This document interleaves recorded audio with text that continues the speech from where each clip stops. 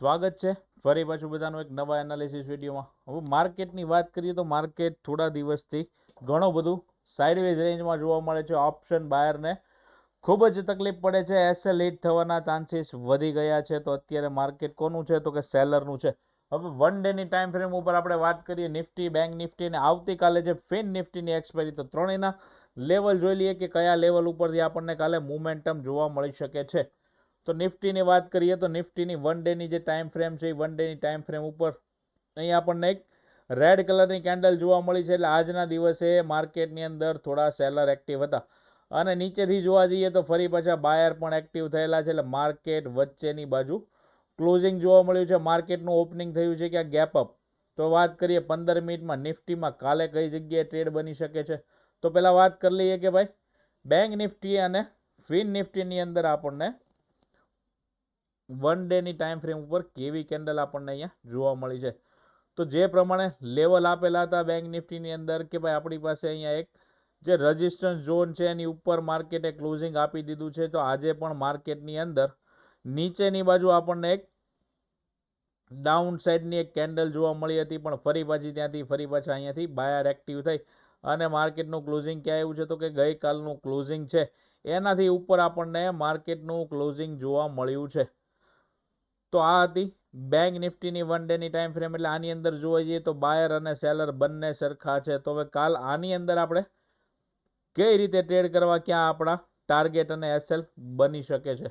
હવે વાત કરીએ કે ભાઈ આવતીકાલે જેની એક્સપાયરી છે તો એવી ફિન નિફ્ટીની અંદર કાલે શું સપોર્ટ અને રેઝિસ્ટન્સ બની શકે છે. ને વન ડેની ટાઈમ ફ્રેમ ઉપર જોવા જઈએ તો વન ડેની ટાઈમ ફ્રેમ ઉપર આજનું જે કેન્ડલનું ક્લોઝિંગ આપણને જોવા મળ્યું છે ને કેન્ડલનું ક્લોઝિંગ આપણને સરસ મજાનું એક બુલિશ જોવા મળ્યું છે. ને આજની કેન્ડલ વન ડેની જોઈએ તો આપણને એક હમર ટાઈપ કેન્ડલ જોવા મળી શકી છે. એટલે કાલે ફિન નિફ્ટીની અંદર મોમેન્ટમ આવવાના ચાન્સીસ છે. પણ જો બેંક નિફ્ટીની અંદર મોમેન્ટમ આવશે તો ફિન નિફ્ટીની અંદર સરસ મજાની આપણને કાલે પણ મોમેન્ટમ જોવા મળી શકે છે. હવે વાત કરીએ ફિન નિફ્ટીના 15 મિનિટના ચાર્ટની અંદર કે ભાઈ 15 મિનિટની અંદર આપણને સરસ મજાના કાલે કયા લેવલથી આપણે ટ્રેડ બનાવી શકીએ એમ છીએ. તો માર્કેટમાં જોવા જઈએ ફિન નિફ્ટીમાં તો થોડા દિવસથી ધીરે ધીરે સાઇડવેઝ અપસાઇડની મોમેન્ટમ કન્ટિન્યુ કરે છે. લાસ્ટ જે સ્વિંગ છે એની નીચે ક્લોઝિંગ જોવા મળતું નથી. તો અહીંયા એક એંગલ છે કે ભાઈ બાયર આની અંદર એક્ટિવ છે ને ધીરે સપોર્ટ બનાવીને ઉપરની બાજુ જવાનો પ્રયત્ન કરે છે. અહીંયાથી જોઈએ તો એક ટ્રેન્ડ લાઇન પણ નીચે ચાલતી આવે છે, એના પણ સપોર્ટ બનાવીને માર્કેટ ધીરે ઉપર જવાની ટ્રાય કરે છે. તો હવે આપણી માટે ઇમ્પોર્ટન્ટ શું રહી ગયું છે તો કે ભાઈ આજનો જે હાઈ છે એની ઉપર જો માર્કેટ કાલે સસ્ટેન કરે છે તો એક અપસાઇડની મોમેન્ટમ આપણને જોવા મળી શકે છે. જો માર્કેટની અંદર ઓપનિંગ ફ્લેટ થાય છે અને આ રેન્જની અંદર ફરી પાછું જો માર્કેટ આપણને જોવા મળે છે તો માર્કેટ ફરી પાછું આપણને કાલના દિવસે પણ એક સાઇડવેઝ રેન્જમાં જોવા મળી શકે છે. આ રેન્જની અંદર માર્કેટ હોલ્ડ કરશે તો આપણને ફરી પાછું એક સાઇડવેઝ રેન્જની અંદર માર્કેટ જોવા મળી શકે છે. લાસ્ટ આપણો સપોર્ટ ઝોન આ છે. જો માર્કેટ આની નીચે ડાઉન સાઈડનું બ્રેકડાઉન કરે છે તો આપણને નીચેના આ બધા લેવલ આપણને જોવા મળી શકે છે. તો ડાઉન સાઈડની મોમેન્ટમ પણ આવવાના ચાન્સીસ છે. અને અપ સાઈડની મોમેન્ટમ જોવા જઈએ તો અપ સાઈડની મોમેન્ટમ ડે હાઈ બ્રેક કર્યા પછી આપણી માટે કયા સપોર્ટ અને રેઝિસ્ટન્સ બને છે. તો હવે જે મેઇન અત્યારે ફિન નિફ્ટી હોલ્ડ કરે છે ફિન નિફ્ટી અત્યારે એક રેઝિસ્ટન્સ ઝોનની આજુબાજુ જ હોલ્ડ કરે છે. અહીંયા આપણે એક બોક્સ પેટર્ન પણ જો બનાવી દઈએ ને તો બોક્સ પેટર્નની અંદર આપણને અહીંયા એક રેઝિસ્ટન્સ ઝોન આપણને અહીંયા જોવા મળતો હોય ને એવું દેખાય છે અહીંયાની અંદર. તો અહીંયા આપણે એક બોક્સ પેટર્ન પણ એડ કરીએ તો બોક્સ પેટર્નનું જે લેવલ છે એનું રેન્જ છે એ 40 થી 50 પોઈન્ટની આજુબાજુની રેન્જ છે. જો આવતીકાલે ફિન નિફ્ટીની અંદર અહીંયા હોલ્ડ કરે છે ફિન નિફ્ટી અને હોલ્ડ કર્યા પછી 23,780નું લેવલથી લઈ અને 840 સુધીનું લેવલ છે જે 23,840ની લેવલની બહાર જો માર્કેટ જાય છે તો એક સરસ મજાની આપણને એક અપસાઇડની મોમેન્ટમ જોવા મળી શકે છે. કાલે 24,000નું લેવલ પણ આપણને અહીંયા જોવા મળી શકે છે. અને ડાઉન સાઈડની જો મોમેન્ટમ કન્ટિન્યુ કરે છે તો ડાઉન સાઈડમાં તમને જે રીતે લેવલ આપ્યા છે કે ભાઈ ડાઉન સાઈડમાં આપણે ટ્રેન્ડ લાઇનના સપોર્ટથી માર્કેટ અત્યારે ચાલતું હોય એવું આપણને દેખાય છે. ટ્રેન્ડ લાઇન પણ આપણે અહીંયા એક ડ્રો કરી અને જોઈએ કે માર્કેટ ઘણા દિવસથી ટ્રેન્ડ લાઇનના સપોર્ટ આસપાસ માર્કેટ ટ્રેડ કરતું આપણને જોવા મળી શકે છે. તો અહીંયા એક સરસ મજાની પેટર્ન પણ આપણને જોવા મળી ગઈ છે. તો પેટર્નનું નામ શું છે જરા કોમેન્ટમાં લખી દેજો ને આનું બ્રેકઆઉટ કઈ બાજુ આવી શકે છે અને કઈ બાજુ ચાન્સીસ છે એ પણ લખી દેજો. તો પછી આ લેવલ જે છે 23,700 થી લઈ અને 650નું જે લેવલ છે એની નીચે જો ટ્રેન્ડ લાઇનનું બ્રેકડાઉન કરે છે અને હોલ્ડ કરે છે તો એક નીચેની બાજુ આપણને ચાન્સીસ છે કે માર્કેટ જોવા મળી શકે છે.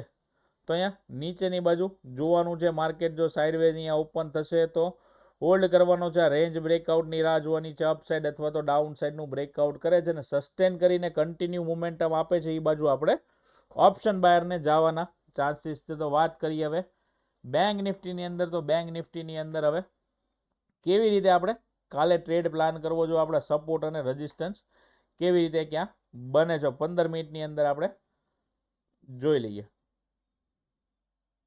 તો બેંક નિફ્ટીનો એ ચાર્ટ ઓપન કરી દીધો છે. તો બેંક નિફ્ટીની જે રીતે આપણે વાત કરતા હતા કે ભાઈ ઘણા દિવસથી સાઇડવેઝ રેન્જની અંદર જ જોવા મળે છે. તો આજે પણ ફરી પાછી અહીંયા સાઇડવેઝ રેન્જની અંદર જોવા મળી છે. હવે આપણી માટે ઇમ્પોર્ટન્ટ લેવલ કયું છે તો કે ભાઈ 500નું લેવલ હતું. 500 થી લઈને 550નું લેવલ છે. તો અહીંયા આજે ગેપ અપ ઓપનિંગ થયા પછી ફરી પાછું અહીંયાથી સેલર એક્ટિવ થઈને માર્કેટને કરી દીધું સાઇડવેઝ. લાસ્ટમાં એક કેન્ડલની મુવમેન્ટમ આપણને અહીંયા જોવા મળી હતી પણ પ્રીમિયમમાં ખાસો કોઈ વધારો જોવા મળ્યો નથી. એટલે માર્કેટ આજના દિવસે ગણીએ તો આજના દિવસે પણ એક સાઇડવેઝ રેન્જમાં હતું જે લાસ્ટ ઘણા બધા દિવસોથી સાઇડવેઝ રેન્જની અંદર આપણને જોવા મળે છે. આપણી માટે એની લેવલ ફરી પાછું કન્ટિન્યુ થશે કે 51,500 થી લઈને 550ની ઉપર જો માર્કેટ હોલ્ડ કરે છે તો ફરી પાછા આપણને નવા ઉપરની બાજુ કન્ટિન્યુ મોમેન્ટમ જોવા મળી શકે છે. પોલ એન્ડ ફ્લેગ બનાવતું માર્કેટ અપસાઇડ જોવા મળી શકે છે. જ્યાં સુધી આ લેવલ બ્રેક નથી કરતું એટલે કે 51,100 થી લઈને 51,000નું લેવલ ડાઉન સાઇડમાં બ્રેક નથી કરતું ત્યાં સુધી ડાઉન સાઇડની મોમેન્ટમ આપણને કન્ટિન્યુ જોવા મળી શકતી નથી. તો જો ફરી પાછું કાલે માર્કેટ આ રેન્જની અંદર ઓપન થાય છે ફ્લેટ ઓપનિંગ થાય છે તો ફરી પાછું આ બે લેવલની વચ્ચેની રાહ જોવાની છે. જો કોઈ બ્રેકઆઉટ અથવા તો બ્રેકડાઉન આપે છે તો સરસ મજાનો એક આપણને ટ્રેન્ડ મળી શકે છે અને જો નથી થતું તો ફરી પાછું કાલે પણ માર્કેટ સાઇડવેઝ રહેવાના ચાન્સીસ વધી જવાના છે. તો બેંક નિફ્ટીની અંદર વેઇટ એન્ડ વોચ કરવાની છે. સરસ મજાનું લેવલનું બ્રેકઆઉટ આવે એટલે આપણને સરસ મજાનો એની અંદર એક ટ્રેડ જોવા મળી શકે છે અને કન્ટિન્યુ ટ્રેન્ડ જોવા પણ મળી શકે છે. નિફ્ટીની વાત કરીએ તો નિફ્ટી શુક્રવારના દિવસે વાત કરી હતી લાસ્ટ એનાલિસિસ વિડીયોમાં કે શુક્રવારના દિવસે માર્કેટમાં એક હોલ્ડ થતી આપણને નિફ્ટી અહીંયા જોવા મળી હતી. તો આજના દિવસે માર્કેટમાં ગેપ અપ ઓપનિંગ થયા પછી ધીરે ધીરે કન્ટિન્યુ એક બે કેન્ડલમાં નીચે આવ્યું છે અને ફરી પાછું માર્કેટ એને પણ સાઇડવેઝ થઈ ગયું છે. લાસ્ટ જે લો છે ને બ્રેક નથી કર્યો એટલે આપણી માટે ઇમ્પોર્ટન્ટ છે. લાસ્ટ લો એ આપણી માટે સપોર્ટ તરીકે કામ કરી શકે છે. ફરી પાછી જો આવતીકાલે નિફ્ટી આની અંદર ઓપનિંગ થાય છે તો આ બે રેન્જની વચ્ચે આપણે કોઈ ટ્રેડ પ્લાન બનતો નથી. સ્કેલ્પિંગવાળા સ્કેલ્પિંગ કરી શકે છે ઇન ધ મનીમાં, બાકી કોઈ ટ્રેડ પ્લાન પરફેક્ટ બનતો નથી. જો આની ઉપર હોલ્ડ કરીને ઉપરની સાઈડ બ્રેકઆઉટ આપે છે તો કન્ટિન્યુ અપસાઇડની મોમેન્ટમ જોવા મળી શકે છે. અને આ જે શુક્રવારનો લો છે એટલે 25,200ની નીચે જો નિફ્ટી અહીંયા હોલ્ડ કરીને બ્રેકડાઉન કરે છે તો એક નીચેના આપણને લેવલ જોવા મળી શકે છે. તો આ હતી ત્રણેયના એનાલિસિસ. તો કાલે ધ્યાન રાખીને ટ્રેડ કરવાનો છે. વિડીયોને ગમ્યો હોય તો લાઇક કરજો, શેર કરજો, ચેનલને સબસ્ક્રાઇબ નથી કરી તો કરી લેજો અને મિત્રો સાથે શેર પણ કરી દેજો. અને આપણી ટેલિગ્રામની લિંક પણ ડિસ્ક્રિપ્શનમાં છે. જોડાના ના હોય તો જોડાઈ જજો કે ડેઇલી માર્કેટના લાઈવ અપડેટ, લાઈવ ચાર્ટ જોવા તમને મળી શકે છે. ચાલો મિત્રો, આવજો. જય ભારત, જય હિન્દ.